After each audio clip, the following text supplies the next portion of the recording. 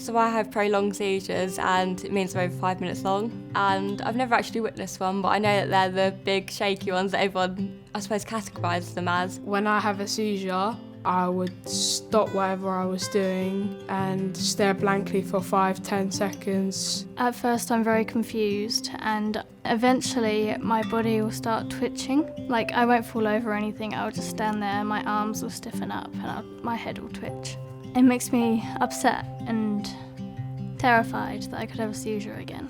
When I have seizures, I usually get really hot and then my legs go funny and I also get this weird taste in my mouth. I tend to lose consciousness. I sometimes end up biting my tongue. I feel quite overwhelmed. It takes me a couple of days to recover from it.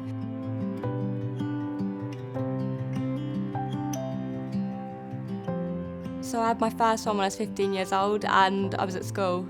Everyone thought I'd passed out at first, and it wasn't until we got into A&E that there was like, oh, it's a seizure. I was a bit anxious because obviously I had the same understanding as everyone else. I thought it was just flashing lights that could trigger it. I didn't realise it could be anything else.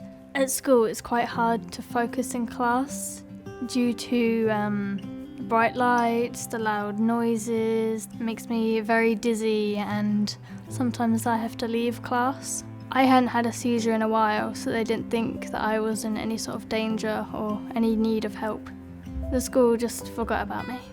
I don't think teachers really understood me at first, or they didn't really put in the effort to understand. I think they just kind of shoved me to the side a little bit. So when school finished in the Easter holidays, there was this football camp, but they wouldn't take anybody with epilepsy, so I wasn't allowed to join the camp. I've been playing football for around 4 to 5 years. Last season I scored 7 goals. It made me feel really angry and annoyed because all my friends could go but me. Some of my teachers think that I was just daydreaming and I would get detentions and sanctions and stuff. I'd miss out on playtime. After being diagnosed and medications and everything, my grades dropped by quite a bit and the school weren't very supportive. The consequences happened when exams started and sadly never went the way I expected it to go. Unfortunately, I had to leave school because my teachers just didn't get my epilepsy. It made me feel disappointed because